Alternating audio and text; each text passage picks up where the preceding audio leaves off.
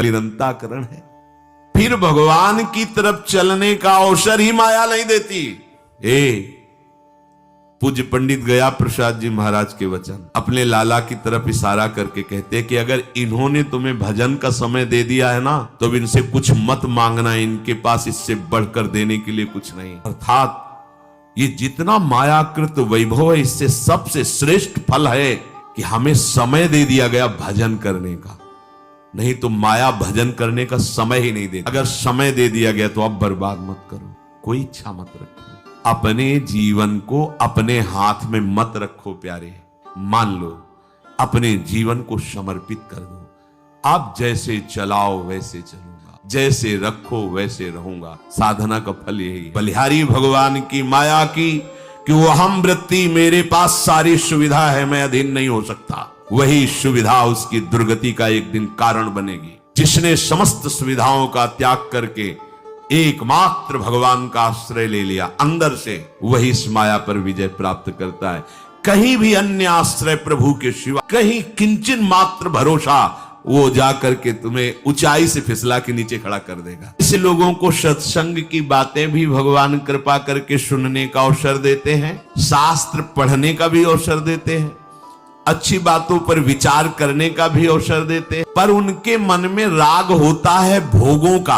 अहम की वृत्ति इतनी गहरी बैठी होती है कि वो इन बातों को पढ़कर सुनकर भी हृदय में बिल्कुल नहीं धारण कर सकते। वो करेंगे मनमानी ही, वो अपनी अनुकूलता के अनुसार ही करेंगे। जब तक ये अनुकूलता प्रतिकूलता है तो इसी का नाम द्वंद्व है। द्वंद्व है तो राग है, इच्छा है, इच्छा है तो देहाभिमान है। ये देहाभिमान जितना गलित होता है उतना ही साधना में कुछ प्राप्त हुआ है। पूज्यपाद सिउड़िया बाबा जी महाराज, जिनका मन एकाग्र है, जिनको किसी नवीन भोग भोगने की इच्छा नहीं है, जिन्होंने अपना पूरे जीवन का भार प्रभु के चरणों में समर्पित कर दिया, योगक्षेमं वहाम्यहम् केवल अनन्यस्य चिन्तयन्तो माम, वो देहाभिमान रहित महापुरुष परम पद को प्राप्त होते हैं। जब उपासक प्रतिकूलता को हटाना खास बात समझ लेता है और अनुकूलता को भोगना खास बात समझ लेता है, तो वो परमार्थ का पथिक नहीं, वो केवल जीवन निर्वाह कर रहा है। ध्यान दीजिए, अनुकूलता को भोगना, प्रतिकूलता को हटाना, ये साधक का कार्य नहीं, ये सांसारिक पुरुष का कार्य है। भगवत भजन को बढ़ाना और संसार के चिंतन को हटाना, ये साधक का कार्य है। भारी से भारी अनुकूलता में भी दैन्य होकर के भगवान के चरणों में निरंतर अपने चित्त को लगाए रखता है। परमार्थ और व्यवहार का अंतराय है। हृदय में दृढ़ इच्छा और द्वेष को पकड़े रखता है। कई वर्ष व्यतीत होने पर भी ये वही आदमी है जिसने हमें कड़ुआ बोला था। हृदय इतना तुम्हारा कूड़ा करकट से भरा कि इतने वर्ष हो गए अभी तक उसे मिटा ही नहीं पाए, वही दिखाई दे रहा है तुम्हें। शास्त्र कह रहे हैं, भगवान कह रहे हैं कि मैं ही सर्वत्र हूं, आज तक ये बात नहीं पकड़ पाए। और ये वही आदमी गंदा आदमी है, ये तुम अभी तक पकड़े बैठे हो। सुना सत्संग, पढ़ा शास्त्र, विचार किया तो पाया क्या? क्या आपकी इच्छा निवृत्ति हुई? आपकी राग निवृत्ति हुई? नहीं हुई। बोले हम अपने अनुसार देखो, जड़ भरत जी का जीवन देखो, जैसी प्रकृति उनके शरीर की व्यवस्था करती थी वैसे उनको कोई मांग, कोई जला हुआ भुना हुआ खरोच करके जो फेंकने जाए वो उनको वो खा, कोई काम करवा रहा है काम कर दिया। ब्रह्मानंद में छके हुए महापुरुष, उनके जीवन को पढ़ के देख लो। जब तक कोई इच्छा है तब तक हम कैसे साधना की ऊंचाई पर चढ़ेंगे? क्योंकि इच्छा ही वो बोझा है जो आगे नहीं बढ़ने देती। इच्छाओं का मर्दन कर देना, इच्छाओं का दमन कर देना, कोई भी आवश्यकता न रह जाना, यही अध्यात्म की ऊंचाई है। कोई भी आवश्यकता न रह जाना। हम आवश्यकता को मिटाने के लिए चले हैं, आवश्यकता को बढ़ाने के लिए नहीं। हमारी आवश्यकता केवल प्रभु है, अब वो जैसा चाहे वैसा चलावे। हमें केवल अपने आराध्य देव की तरफ चलना है। अच्छा, जो द्वंद्वों में फंसे हैं, अगर वो कहीं किसी एक विषय पर दृढ़ राग कर ले और सब विषय छोड़ दें तो उनके कल्याण का मार्ग खुल जाएगा। बड़ी सूक्ष्म बात है। किसी एक विषय पर हमारी दशा क्या है? प्रपंची स्वभाव है। अभी ये भोगा, अभी ये भोगा, ये भोगा, ये भोगा, बहुत फैलाव। किसी एक विषय पर, जैसे धनुर्दास जी की पूरी आसक्ति समट करके अपने पत्नी के रूप में हो गई। कहीं आसक्ति नहीं थी, ना अपने से न पराये से। बड़ी ऊंचाई पर पहुंच गए इस आसक्ति को लेकर। अपने शरीर की शुद्धि है कि लोग क्या कहेंगे। अब सामान लेने अगर घर की कोई सेवा की बाजार में जाना है तो वो अकेले नहीं जा सकते थे, पत्नी के बिना नहीं जा सकते, और वो भी ऐसे नहीं कि साथ ऐसे चले, रूप देखे बिना नहीं रह सकते।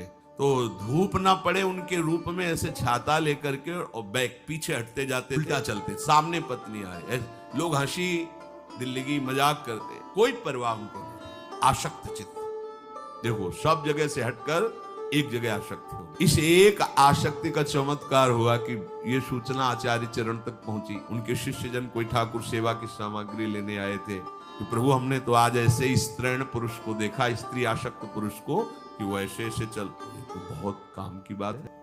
पूरा चित्त उसने समेट दिया है, बस उसका मोड़ कर देना है। पूरा समिटा हुआ चित्त है। नजदीक गए, उनका भाई तुम ऐसा क्यों? उनका देखा कि उनका मैं जी नहीं सकता इस रूप के। बोले अगर इससे भी सुंदर रूप हो तो? बोले ऐसा हो ही नहीं सकता। उनका अरे ऐसी कैसी बात करते? जे ही स्पर्श किया तो संकल्प किया तो रंगनाथ जी भगवान उनके मानस में। अब तो छाता गिर गया, क्योंकि रूपाशक्त थे। जे ही भगवद रूप का प्रादुर्भाव आचार्य कृपा एक जगह। श्री बिल्व मंगल जी महाराज भोगाशक्त पुरुष, यौवन अवस्था का शरीर में जब आवेश हुआ तो चिंतामणि नाम की वैश्या, इतनी सुंदर नवयुवती और ऐसी गायिका, ऐसा नृत्य, ऐसा हाव भाव, ये देखकर तो लुट गए। उत्तम कुल में जन्म हुआ था, सब मर्यादा छोड़ वहीं वैश्या के पास ही रहने लगे।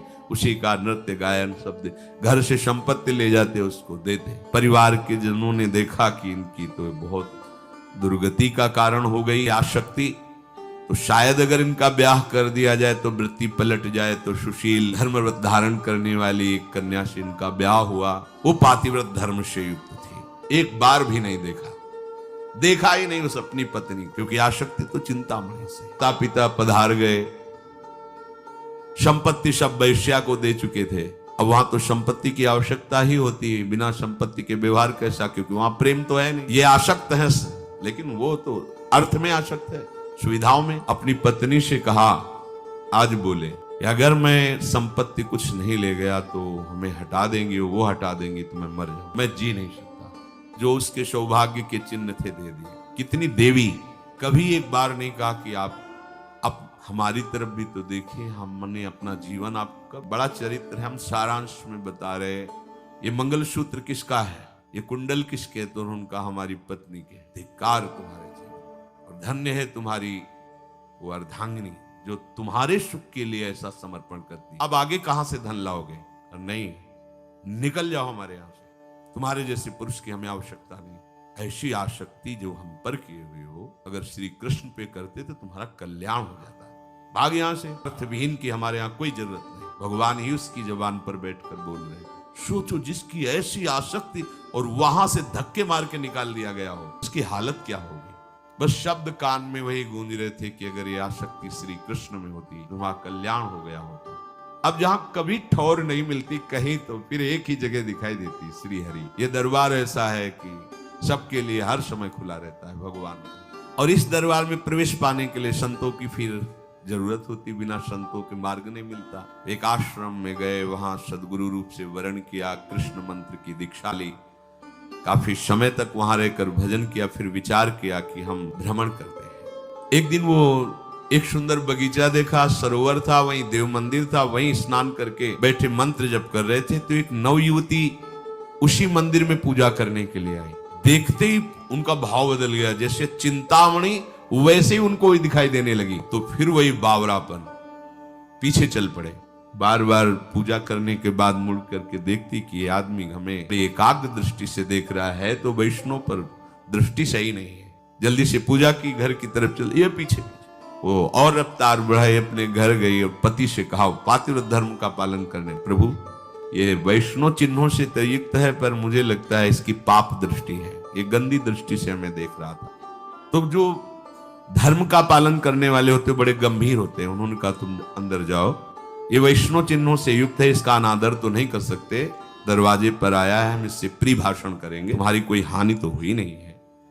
गए, उनका कहिए भगवान कैसे आगमन हुआ? उनका ये जो अभी गई कौन थी? उनका हमारी अर्धांगिनी थी। एक बार देखना चाहता हूं, आइए। विराजी कितने धर्मात्मा थे।